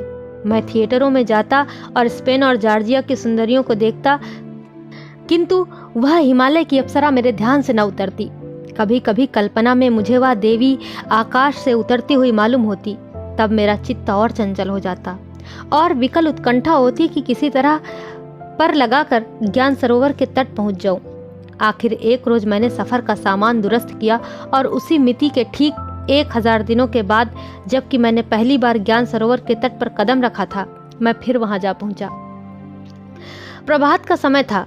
गिरिराज सुनहरा मुकुट पहने खड़े थे। मंद समीर के आनंदमय झोंकों से ज्ञान सरोवर का निर्मल प्रकाश से प्रतिबिंबित जल इस प्रकार लहरा रहा था मानो अगणित अप्सराएं आभूषणों से जगमगाती हुई नृत्य कर रही हों। लहरों के साथ शतदल यूं झकोरे लेते थे जैसे कोई बालक हिंडोलों में झूल रहा हो। फूलों के बीच में श्वेत हंस तैरते हुए ऐसे मालूम होते थे मानो लालिमा से छाए हुए आकाश पर तारागण चमक रहे हों। मैंने उत्सुक नेत्रों से इस गुफा की ओर देखा तो वहां एक विशाल राजप्रासाद आसमान से कंधा मिलाए खड़ा था। एक ओर रमणीक उपवन था, दूसरी ओर एक गगनचुंबी मंदिर। मुझे यह काया पलट देखकर आश्चर्य हुआ। मुख्य द्वार पर जाकर देखा तो 2 चौबदार उदे मखमल की वर्दियां पहने जरी के पट्टे बांधे खड़े थे। मैंने उनसे पूछा, क्यों भाई, ये किसका महल है? चौबदार ने कहा, अर्जुन नगर की महारानी का। मैंने कहा, क्या अभी हाल ही में बना है? चौबदार ने कहा, हाँ। तुम कौन हो? मैंने कहा, मैं एक परदेसी यात्री हूँ। क्या तुम महारानी को मेरी सूचना दे दोगे? चौबदार ने कहा, तुम्हारा क्या नाम है और कहाँ से आते हो? मैंने कहा, उनसे केवल इतना कह देना कि यूरोप से एक यात्री आया है और आपके दर्शन करना चाहता है। चौबदार भीतर चला गया और एक क्षण के बाद आकर बोला, मेरे साथ आओ। मैं उसके साथ हो लिया। पहले एक लंबी दालान मिली जिसमें भांति भांति के पक्षी पिंजरों में बैठे चहक रहे थे। इसके बाद एक विस्तृत बाराहदरी में पहुंचा जो संपूर्णतः पाषाण की बनी हुई थी। मैंने ऐसी सुंदर गुलकारी ताजमहल के अतिरिक्त और कहीं नहीं देखी। फर्श की पच्चीकारी को देखकर उस पर पांव धरते संकोच होता था। दीवारों पर निपुण चित्रकारों की रचनाएं शोभायमान थी। बाराहदरी के दूसरे सिरे पर एक चबूतरा था जिस पर मोटी कालीनें बिछी हुई थी। मैं फर्श पर बैठ गया। इतने में एक लंबे कद का रूपवान पुरुष अंदर आता हुआ दिखाई दिया। उसके मुख पर प्रतिभा की ज्योति झलक रही थी और आंखों से गर्व टपका पड़ता था। उसकी काली और भाले की नोक के सदृश तनी हुई मूछें, उसके भौरे की तरह काले घुंघराले बाल उसकी आकृति की कठोरता को नम्र कर देते थे। विनयपूर्ण वीरता का इससे सुंदर चित्र नहीं खींच सकता था। उसने मेरी ओर देखकर मुस्कुराते हुए कहा, आप मुझे पहचानते हैं? मैं अदब से खड़ा होकर बोला, मुझे आपसे परिचय का सौभाग्य नहीं प्राप्त हुआ। वह कालीन पर बैठ गया और बोला, मैं शेर सिंह हूँ। यह सुनकर मैं अवाक रह गया। शेर सिंह ने फिर कहा, क्या आप प्रसन्न नहीं हैं कि आपने मुझे पिस्तौल का लक्ष्य नहीं बनाया? तब मैं पशु था, अब मनुष्य हूँ। मैंने कहा, मैं आपको हृदय से धन्यवाद देता हूँ। यदि आज्ञा हो तो मैं आपसे एक प्रश्न करना चाहता हूँ। शेर सिंह ने मुस्कुराकर कहा, मैं समझ गया, पूछिए। मैंने कहा, जब आप समझ ही गए तो मैं क्यों पूछूं? शेर सिंह ने कहा, संभव है मेरा अनुमान ठीक ना हो। मैंने कहा, मुझे भय है कि उस प्रश्न से आपको दुख ना हो। शेर सिंह ने कहा, कम से कम आपको मुझसे ऐसी शंका न करनी चाहिए। मैंने कहा, विद्याधरी के भ्रम में कुछ सार था? शेर सिंह ने सिर झुकाकर देर में उत्तर दिया, जी हाँ, था। जिस वक्त मैंने उसकी कलाई पकड़ी थी उस समय आवेश से मेरा एक एक अंग कांप रहा था। मैं विद्याधरी के उस अनुग्रह को मरण पर्यंत न भूलूंगा। मगर इतना प्रायश्चित करने पर भी मुझे अपनी ग्लानि से निवृत्ति न हुई। संसार की कोई वस्तु स्थिर नहीं, किंतु पाप की कालिमा अमर और अमिट है। यश और कीर्ति कालांतर में मिट जाती है, किंतु पाप का धब्बा नहीं मिटता। मेरा विचार है कि ईश्वर भी दाग को नहीं मिटा सकता। कोई तपस्या, कोई दंड, कोई प्रायश्चित इस कालिमा को नहीं धो सकता। पतितोद्धार की कथाएं और तौबा या कन्फेक्शन करके पाप से मुक्त हो जाने की बातें, यह सब संसार लिप्सी पाखंडी धर्मावलंबियों की कल्पनाएं हैं। हम दोनों यही बातें कर रहे थे कि रानी प्रियंवदा सामने आकर खड़ी हो गईं। मुझे आज अनुभव हुआ, जो बहुत दिनों से पुस्तकों में पढ़ा करता था कि सौंदर्य में प्रकाश होता है, आज इसकी सत्यता मैंने अपनी आंखों से देखी। मैंने जब उन्हें पहले देखा था तो निश्चय किया था कि यह ईश्वरीय कला नैपुण्य की पराकाष्ठा है, परंतु अब जब मैंने उन्हें दोबारा देखा तो ज्ञात हुआ कि वह इस असल की नकल थी। प्रियंवदा ने मुस्कुराकर कहा, मुसाफिर, तुझे स्वदेश में भी कभी हम लोगों की याद आई थी? अगर मैं चित्रकार होता तो उसके मधुहास्य को चित्रित करके प्राचीन गुड़ियों को चकित कर देता। उसके मुंह से यह प्रश्न सुनने के लिए तैयार न था। यदि इसी भांति मैं उसका उत्तर देता तो शायद वह मेरी धृष्टता होती और शेर सिंह के तेवर बदल जाते। मैं यह भी न रह सह सका कि मेरे जीवन का सबसे सुखद भाग वही था जो ज्ञान सरोवर के तट पर व्यतीत हुआ था, किंतु मुझे इतना साहस भी न हुआ। मैंने दबी जबान से कहा, क्या मैं मनुष्य नहीं हूं? 3 दिन बीत गए। इन 3 दिनों में खूब मालूम हो गया कि पूर्व को आतिथ्य सेवी क्यों कहते हैं। यूरोप का कोई दूसरा मनुष्य जो यहाँ की सभ्यता से परिचित न हो, इन सत्कारों से ऊब जाता, किंतु मुझे इन देशों के रहन सहन का बहुत अनुभव हो चुका है और मैं इसका आदर करता हूँ। चौथे दिन मेरी विनय पर रानी प्रियंवदा ने अपनी शेष कथा सुनानी शुरू की। ऐ मुसाफिर, मैंने तुझसे कहा था कि अपनी रियासत का शासन भार मैंने श्रीधर पर रख दिया था और जितनी योग्यता और दूरदर्शिता से उन्होंने इस काम को संभाला है, उसकी प्रशंसा नहीं हो सकती। ऐसा बहुत कम हुआ कि एक विद्वान पंडित जिसका सारा जीवन पठन पाठन में व्यतीत हुआ हो, एक रियासत का बोझ संभाले, किंतु राजा बीरबल की भांति पंडित श्रीधर भी सब कुछ कर सकते हैं। मैंने परीक्षार्थ उन्हें यह काम सौंपा था। अनुभव ने सिद्ध कर दिया कि वह इस कार्य के सर्वथा योग्य हैं। ऐसा जान पड़ता है कि कुल परंपरा ने उन्हें इस काम के लिए अभ्यस्त कर दिया। जिस समय उन्होंने इसका काम अपने हाथ में लिया, यह रियासत एक उजड़ ग्राम के सदृश थी। अब वह धन धान्य पूर्ण एक नगर है। शासन का कोई ऐसा विभाग नहीं जिस पर उनकी सूक्ष्म दृष्टि ना पहुंची हो। थोड़े ही दिनों में लोग उनके शील स्वभाव पर मुग्ध हो गए और राजा रणधीर सिंह भी उन पर कृपा दृष्टि रखने लगे। पंडित जी पहले शहर से बाहर एक ठाकुर द्वारे में रहते थे, किंतु जब राजा साहब से मेलजोल बढ़ा तो उनके आग्रह से विवश होकर राजमहल में चले आए। यहाँ तक परस्पर मैत्री और घनिष्ठता बढ़ी कि मान प्रतिष्ठा का विचार जाता रहा। राजा साहब पंडित जी से संस्कृत भी पढ़ते थे और उनके समय का अधिकांश भाग पंडित जी के मकान पर ही कटता था, किंतु शोक यह विद्या प्रेम या शुद्ध मित्र भाव का आकर्षण न था, यह सौंदर्य का आकर्षण था। यदि उस समय मुझे लेश मात्र भी संदेह होता कि रणधीर सिंह की यह घनिष्ठता कुछ और ही पहलू लिए हुए है, तो उसका अंत इतना खेदजनक न होता जितना कि हुआ। उनकी दृष्टि विद्याधरी पर उस समय पड़ी जब वह ठाकुर द्वारे में रहती थी, और यह सारी कुयोजनाएं उसी की करामात थी। राजा साहब स्वभावतः बड़े ही सचरित्र और संयमी पुरुष हैं, किंतु जिस रूप ने मेरे पति जैसे देव पुरुष का ईमान डिगा दिया, वह सब कुछ कर सकता है। भोली भाली विद्याधरी मनोविकारों की स्कुटिल नीति से बेखबर थी। जिस प्रकार छलांगे मारता हुआ हिरन व्याध की फैलाई हुई हरी हरी घास से प्रसन्न होकर उस ओर बढ़ता है और यह नहीं समझता कि प्रत्येक पग मुझे सर्वनाश की ओर लिए जाता है, उसी भांति विद्याधरी को उसका चंचल मन अंधकार की ओर खींचे लिया जाता था। वह राजा साहब के लिए अपने हाथों से बीड़े लगाकर भेजती, पूजा के लिए चंदन रगड़ती। रानी जी से भी उसका बहनापा हो गया था। वह एक क्षण के लिए भी उसे अपने पास से न जाने देती। दोनों साथ साथ बाग की सैर करती, साथ साथ झूला झूलती और साथ साथ चौपड़ खेलती। यह उनका श्रृंगार करती और वह उनकी मांग छोटी संवारती।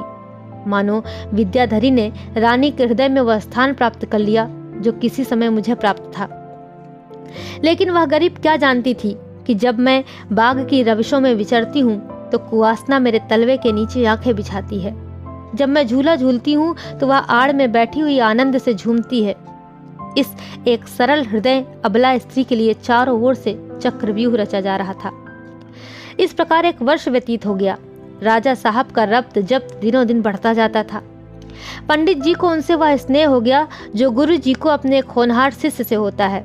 मैंने जब देखा कि आठों पहर का यह सहवास पंडित जी के काम में विघ्न डालता है, तो एक दिन मैंने उनसे कहा, यदि आपको कोई आपत्ति न हो तो दूरस्थ देहातों का दौरा आरंभ कर दें और इस बात का अनुसंधान करें कि देहातों में कृषकों के लिए बैंक खोलने में हमें प्रजा से कितनी सहानुभूति और कितनी सहायता की आशा करनी चाहिए। पंडित जी के मन की बात नहीं जानती, पर प्रत्यक्ष में उन्होंने कोई आपत्ति नहीं की। दूसरे ही दिन प्रातःकाल चले गए, किंतु आश्चर्य है कि विद्याधरी उनके साथ न गई। अब तक पंडित जी जहां कहीं जाते थे, विद्याधरी परछाई की भांति उनके साथ रहती। असुविधा या कष्ट का विचार भी उसके मन में न आता था। पंडित जी कितना ही समझाएं, कितना ही डराएं, पर वह उनका साथ न छोड़ती थी। पर अब की बार कष्ट के विचार ने उसे कर्तव्य के मार्ग से विमुख कर दिया। पहले उसका पतिव्रत एक वृक्ष था जो उसके प्रेम की क्यारी में अकेला खड़ा था, किंतु अब उसी क्यारी में मैत्री का घास पास निकल आया था, जिनका पोषण भी उसी भोजन पर अवलंबित था। ऐ मुसाफिर, 6 महीने गुजर गए और पंडित श्रीधर वापस न आए। पहाड़ों की चोटियों पर छाया हुआ हिम घुल घुल कर नदियों में बहने लगा। उनकी गोद में फिर रंग बिरंग के फूल लहराने लगे। चंद्रमा की किरणें फिर फूलों की महक सूंघने लगीं। सभी पर्वतों के पक्षी अपनी वार्षिक यात्रा समाप्त कर फिर स्वदेश आ पहुंचे, किंतु पंडित जी रियासत के कामों में ऐसे उलझे कि मेरे निरंतर आग्रह करने पर भी अर्जुन नगर न आए। विद्याधरी की ओर से वह इतने उदासीन क्यों हुए, यह समझ में नहीं आता था। उन्हें तो उसका वियोग एक क्षण के लिए भी असहाय था, किंतु इससे अधिक आश्चर्य की बात यह थी कि विद्याधरी ने भी आग्रहपूर्ण पत्रों के लिखने के अतिरिक्त उनके पास जाने का कष्ट न उठाया। वह अपने पत्रों में लिखती, स्वामी जी, मैं बहुत व्याकुल हूँ, यहाँ मेरा जी जरा भी नहीं लगता। एक दिन एक वर्ष के समान व्यतीत होता है, न दिन को चैन न रात को नींद। क्या आप मुझे भूल गए? मुझसे कौन सा अपराध हुआ? क्या आपको मुझ पर दया भी नहीं आती? मैं आपके वियोग में रो रो कर मरी जाती हूँ। नित्य स्वप्न देखती हूँ कि आप आ रहे हैं, पर यह स्वप्न सच्चा नहीं होता। उसके पत्र ऐसे ही प्रेममय शब्दों से भरे होते थे, और इसमें भी कोई संदेह नहीं कि जो कुछ वह लिखती थी वह भी अक्षरशः सत्य था। मगर इतनी व्याकुलता, इतनी चिंता और इतनी उद्विग्नता पर भी उसके मन में कभी यह प्रश्न ना उठा कि क्यों ना मैं ही उनके पास चली चलूं। बहुत ही सुहावनी ऋतु थी। ज्ञान सरोवर में यौवन काल की अभिलाषाओं की भांति कमल के फूल खिले हुए थे। राजा रणजीत सिंह की 25वीं जयंती का शुभ मुहूर्त आया। सारे नगर में आनंदोत्सव की तैयारियां होने लगी।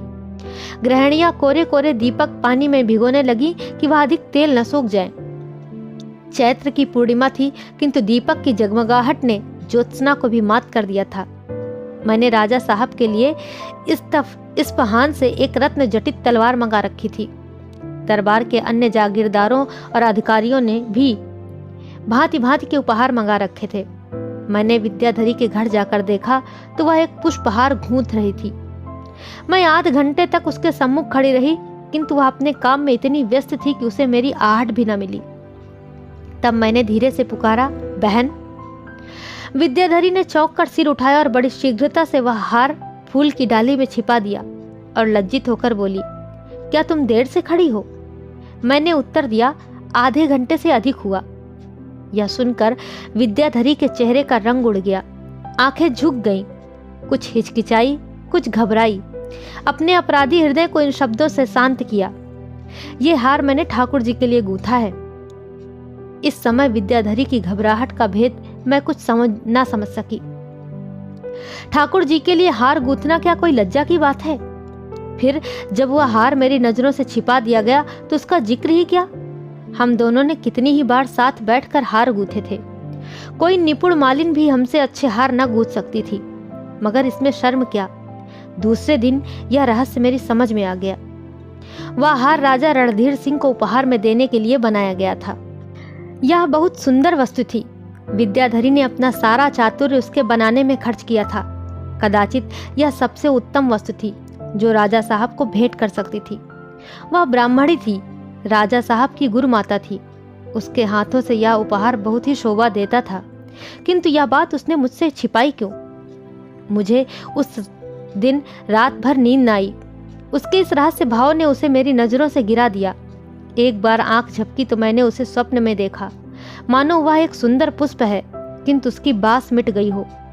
वह मुझसे गले मिलने के लिए बढ़ी किंतु मैं हट गई और बोली कि तूने मुझसे यह बात छिपाई क्यों? ऐ मुसाफिर, राजा रणधीर सिंह की उदारता ने प्रजा को मालामाल कर दिया। रईसों और अमीरों ने खिलाते पाई, किसी को घोड़ा मिला, किसी को जागीर मिली। मुझे उन्होंने श्रीमद् भगवत गीता की एक प्रति एक मखमली बस्ते में रख कर दी। विद्याधरी को एक बहुमूल्य जड़ाऊ कंगन मिला। उस कंगन में अनमोल हीरे जड़े हुए थे। दिल्ली के निपुण स्वर्णकारों ने इसके बनाने में अपनी कला का चमत्कार दिखाया था। विद्याधरी को अब तक आभूषणों से इतना प्रेम न था। अब तक सादगी ही उसका आभूषण और पवित्रता ही उसका श्रृंगार थी, पर इस कंगन पर वह लोटपोट हो गई। आषाढ़ का महीना आया, घटाएं गगन मंडल में मंडराने लगी। पंडित श्रीधर को घर की सुधि आई। पत्र लिखा कि मैं आ रहा हूँ। विद्याधरी ने मकान खूब साफ कराया और स्वयं अपना बनाव श्रृंगार किया। उसके वस्त्रों से चंदन की महक उड़ रही थी। उसने कंगन को संदूकचे से निकाला और सोचने लगी कि इसे पहनूं या ना पहनूं। उसके मन ने निश्चय किया कि ना पहनूंगी। संदूक बंद करके रख दिया। सहसा लौंडी ने आकर सूचना दी कि पंडित जी आ गए। यह सुनते ही विद्याधरी लपक कर उठी, किंतु पति के दर्शनों की उत्सुकता उसे द्वार की ओर नहीं ले गई। उसने बड़ी फुर्ती से संदूकचा खोला, कंगन निकाल कर पहना और अपनी सूरत आईने में देखने लगी। इधर पंडित जी प्रेम की उत्कंठा से कदम बढ़ाते दालान से आंगन और आंगन से विद्याधरी के कमरे में आ पहुंचे। विद्याधरी ने आकर उनके चरणों को अपने सिर से स्पर्श किया। पंडित जी उसका यह श्रृंगार देखकर दंग रह गए। एकाएक उनकी दृष्टि उस कंगन पर पड़ी। राजा रणधीर सिंह की संगत ने उन्हें रत्नों का पारखी बना दिया था। ध्यान से देखा तो एक एक नगीना, एक एक हजार का था। चकित होकर बोले, यह कंगन कहाँ मिला? विद्याधरी ने जवाब पहले से ही सोच रखा था। बोली, रानी प्रियंवदा ने दिया है। यह जीवन में पहला अवसर था कि विद्याधरी ने अपने पतिदेव से कपट किया। जब हृदय शुद्ध न हो तो मुख से सत्य क्यों कर निकले? यह कंगन नहीं वरन एक विषैला नाग था। एक सप्ताह गुजर गया। विद्याधरी के चित्त की शांति और प्रसन्नता लुप्त हो गई थी। यह शब्द कि रानी प्रियंवदा ने दिया है प्रतिक्षण उसके कानों में गूंजा करते। वह अपने को धिक्कारती कि मैंने अपने प्राणाधार से क्यों कपट किया। बहुधा रोया करती। एक दिन उसने सोचा कि क्यों न चलकर पति से सारा वृतांत सुना दूं। क्या वह मुझे क्षमा न करेंगे? यह सोच कर उठी, किंतु पति के सम्मुख जाते ही उसकी जबान बंद हो गई। वह अपने कमरे में आई और फूट फूट कर रोने लगी। कंगन पहनकर उसे बहुत आनंद हुआ था। इसी कंगन ने उसे हंसाया था, अब वही रुला रहा है। विद्याधरी ने रानी के साथ बागों में सैर करना छोड़ दिया। चौपड़ और शतरंज उसके नाम को रोया करते। यह सारे दिन अपने कमरे में पड़ी रोया करती और सोचती कि क्या करूं। काले वस्त्र पर काला दाग छिप जाता है, किंतु उज्जवल वस्त्र पर कालिमा की एक बूंद भी झलकने लगती है। वह सोचती, इसी कंगन ने मेरा सुख हर लिया है। यही कंगन मुझे रक्त के आंसू रुला रहा है। सर्प जितना सुंदर होता है उतना ही विषाक्त भी होता है। यह सुंदर कंगन विषधर नाग है और उसका सिर कुचल डालूंगी। यह निश्चय करके उसने एक दिन अपने कमरे में कोयले का अलाव जलाया, चारों तरफ के किवाड़ बंद कर दिए और उस कंगन को, जिसने उसके जीवन को संकट में बना रखा था, संदूकचे से निकालकर आग में डाल दिया। एक दिन वह था कि कंगन उसे प्राणों से भी प्यारा था। उसे मखमली संदूकचे में रखती थी और आज उसे इतनी निर्दयता से आग में जला रही है। विद्याधरी अलाव के सामने बैठी हुई थी। इतने में पंडित श्रीधर ने द्वार खटखटाया। विद्याधरी को काटो तो लहू नहीं। उसने उठकर द्वार खोल दिया और सिर झुकाकर खड़ी हो गई। पंडित जी ने बड़े आश्चर्य से कमरे में निगाह दौड़ाई, पर रहस्य कुछ समझ में न आया। बोले कि किवाड़ बंद करके क्या हो रहा है? विद्याधरी ने इसका कोई उत्तर न दिया। तब पंडित जी ने छड़ी उठा ली और अलाव कुरेदा तो कंगन निकल आया। उसका संपूर्णतः रूपांतर हो गया था। न वह चमक थी, न वह रंग और न वह आकार। घबराकर बोले, विद्याधरी तुम्हारी बुद्धि कहाँ है? विद्याधरी ने कहा, भ्रष्ट हो गई है। पंडित जी ने कहा, इस कंगन ने तुम्हारा क्या बिगाड़ा था? विद्याधरी ने कहा, इसने मेरे हृदय में आग लगा रखी है। पंडित जी ने कहा, ऐसी अमूल्य वस्तु मिट्टी में मिल गई। विद्याधरी ने कहा, इसने उससे भी अमूल्य वस्तु का अपहरण किया है। पंडित जी ने कहा, तुम्हारा सिर तो नहीं फिर गया है? विद्याधरी ने कहा, शायद आपका अनुमान सत्य है। पंडित जी ने विद्याधरी की ओर चुभने वाली निगाहों से देखा। विद्याधरी की आंखें नीचे को झुक गईं। वह उनसे आंखें न मिला सकी। भय हुआ कि कहीं यह तीव्र दृष्टि मेरे हृदय में न छुप जाए। पंडित जी कठोर स्वर में बोले, विद्याधरी, तुम्हें स्पष्ट कहना होगा। विद्याधरी से अब न रुका गया। वह रोने लगी और पंडित जी के सम्मुख धरती पर गिर पड़ी। विद्याधरी को जब सुध आई तो पंडित जी का वहां पता न था। घबराई हुई बाहर के दीवान खाने में आई, मगर यहां भी उन्हें न पाया। नौकरों से पूछा तो मालूम हुआ कि घोड़े पर सवार होकर ज्ञान सरोवर की ओर गए हैं। यह सुनकर विद्याधरी को कुछ ढांढस हुआ। वह द्वार पर खड़ी होकर उनकी राह देखती रही। दोपहर हुआ, सूर्य सिर पर आया, संध्या हुई, चिड़िया बसेरा लेने लगी। फिर रात आई, गगन में तारागण जगमगाने लगे, किंतु विद्याधरी दीवार की भांति खड़ी पति का इंतजार करती रही। रात भीग गई। वन जंतुओं के भयानक शब्द कानों में आने लगे। सन्नाटा छा गया। सहसा उसे घोड़ों के टापों की ध्वनि सुनाई दी। उसका हृदय फड़कने लगा। आनंदोत्मत्त होकर द्वार के बाहर निकल आई, किंतु घोड़े पर कोई सवार न था। विद्याधरी को अब विश्वास हो गया कि अब पतिदेव के दर्शन न होंगे। या तो उन्होंने संन्यास ले लिया या आत्मघात कर लिया। उसके कंठ से वैराग्य और विषाद में डूबी हुई ठंडी सांस निकली। वह भूमि पर बैठ गई और सारी रात खून के आंसू बहाती रही। जब उषा की निद्रा भंग हुई और पक्षी आनंद गान करने लगे, तब वह दुखिया उठी और अंदर जाकर लेट रही। जिस प्रकार सूर्य का ताव जल को सोख लेता है, उसी भांति शोक के ताव ने विद्याधरी का रक्त जला दिया। मुख से ठंडी सांस निकलती थी, आंखों से गर्म आंसू बहते थे। भोजन से अरुचि हो गई और जीवन से घृणा। इसी अवस्था में एक दिन राजा रणधीर सिंह संवेदना भाव से उसके पास आए। उन्हें देखते ही विद्याधरी की आंखें रक्तवर्ण हो गईं। क्रोध से होंठ कांपने लगे। वह झल्लाई हुई नागिन की भांति फुफकार कर उठी और राजा के सम्मुख आकर कर्कश स्वर में बोली, पापी, यह आग तेरी ही लगाई हुई है। यदि मुझ में अब भी कुछ सत्य है तो तुझे इस दुष्टता के कड़वे फल मिलेंगे। ये तीर के से शब्द राजा के हृदय में चुभ गए। मुंह से एक शब्द भी न निकला। काल से न डरने वाला राजपूत एक स्त्री की आग्नेय दृष्टि से कांप उठा। 1 वर्ष बीत गया। हिमालय पर मनोहर हरियाली छाई। फूलों ने पर्वत की गोद में क्रीड़ा करनी शुरू की। यह ऋतु बीती। जल थल ने बर्फ की सफेद चादर ओढ़ी। जल पक्षियों की मालाएं मैदानों की ओर उड़ती हुई दिखाई देने लगी।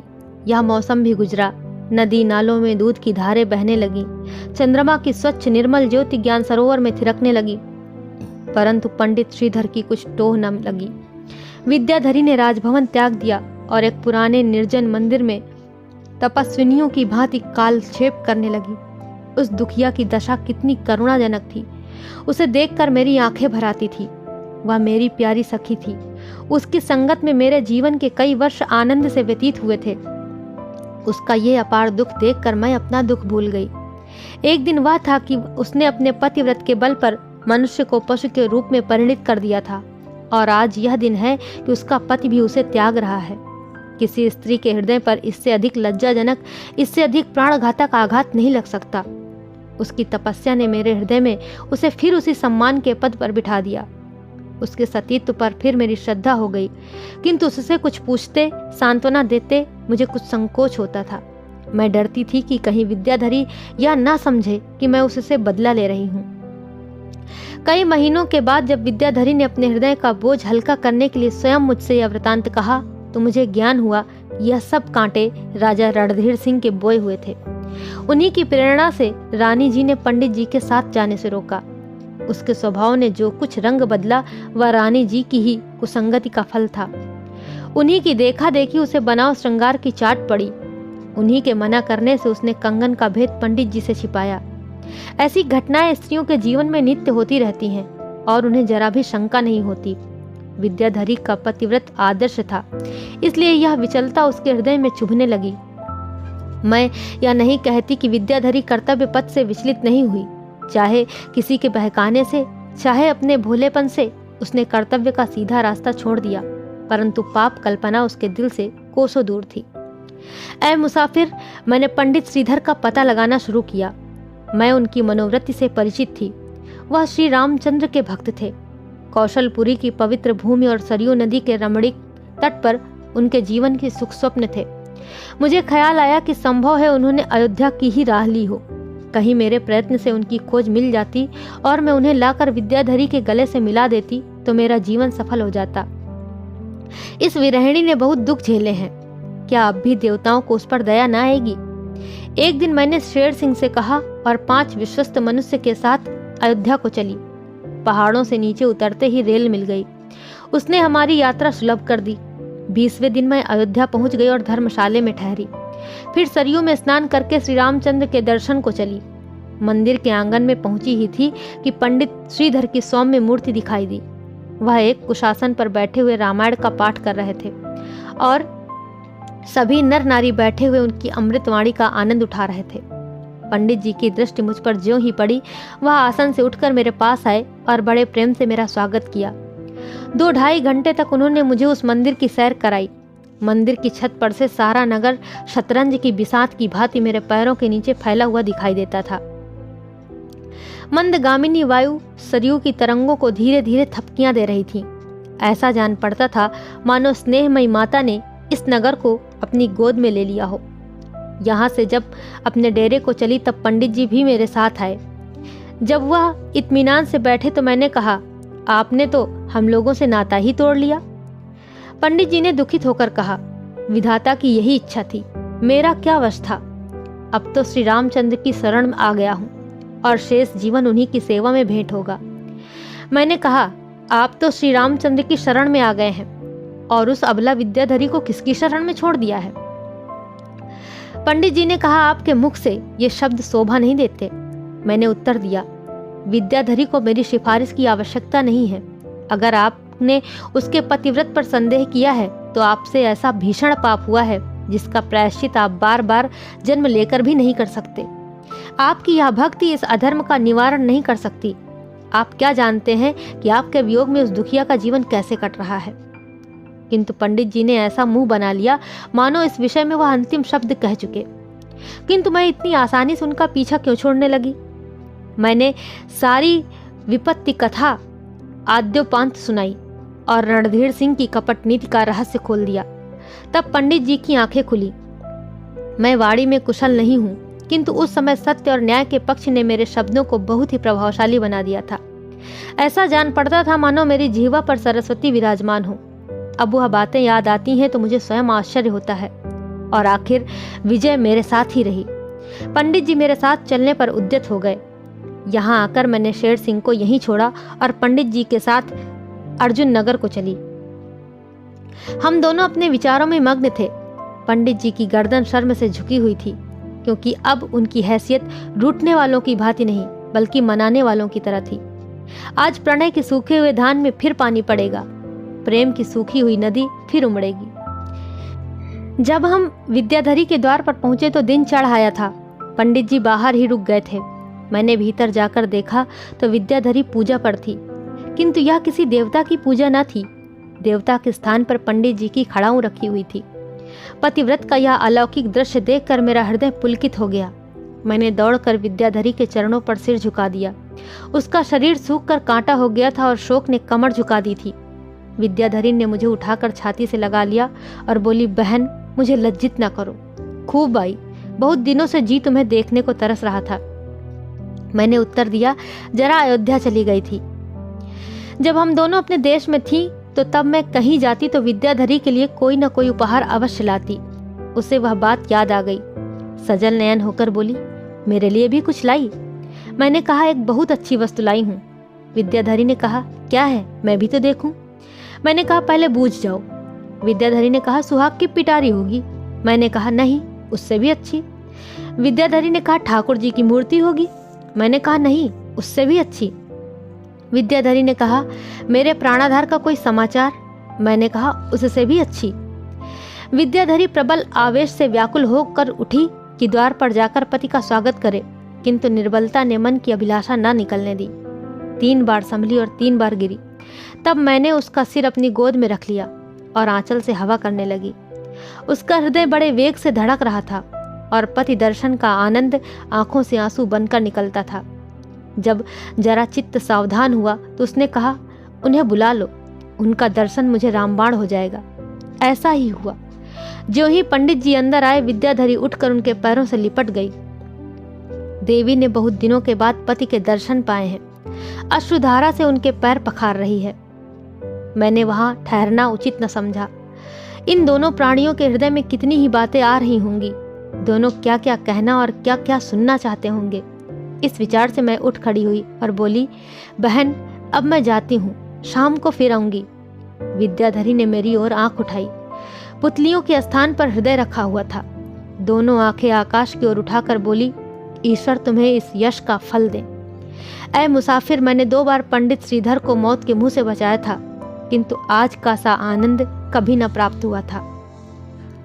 जब मैं ज्ञान सरोवर पर पहुंची तो दोपहर हो आई थी। विद्याधरी की शुभकामना मुझसे पहले ही पहुंच चुकी थी। मैंने देखा कि कोई पुरुष गुफा से निकलकर ज्ञान सरोवर की ओर चला जाता है। मुझे आश्चर्य हुआ कि इस समय यहाँ कौन आया, लेकिन जब मैं समीप आ गई तो मेरे हृदय में ऐसी तरंगे उठने लगी मानो छाती से बाहर निकल पड़ेगा। यह मेरे प्राणेश्वर, मेरे पतिदेव थे। मैं चरणों पर गिरना ही चाहती थी कि उनका कर पाश मेरे गले में पड़ गया। पूरे 10 वर्षों के बाद आज मुझे यह शुभ दिन देखना नसीब हुआ। मुझे उस समय ऐसा जान पड़ता था कि ज्ञान सरोवर के कमल मेरे लिए ही खिले हैं। गिरिराज ने मेरे ही लिए फूल की शैया दी है। हवा मेरे लिए ही झूमती हुई आ रही है। 10 वर्षों के बाद मेरा उजड़ा हुआ घर बसा। गए हुए दिन लौटे। मेरे आनंद का अनुमान भला कौन कर सकता है। तब मेरे पति ने प्रेम करुणा भरी आंखों से देखकर कहा, प्रियमवदा। तो यह लंबी कहानी यहीं पर समाप्त होती है। आशा करते हैं आपने जरूर सुनी होगी और आपको जरूर अच्छी लगी होगी। ऐसी ही बेहतरीन कहानियों को सुनने के लिए आप हमारे चैनल के साथ जुड़े रहिए। अभी तक आपने हमारे चैनल को सब्सक्राइब नहीं किया है तो कृपया हमारे चैनल को लाइक, शेयर और सब्सक्राइब जरूर कर लें। बेल आइकन को प्रेस करना बिल्कुल ना भूलें, जिससे कि आपको बेहतरीन कहानियाँ समय पर और सबसे पहले मिल सकें। बहुत बहुत धन्यवाद। नमस्कार।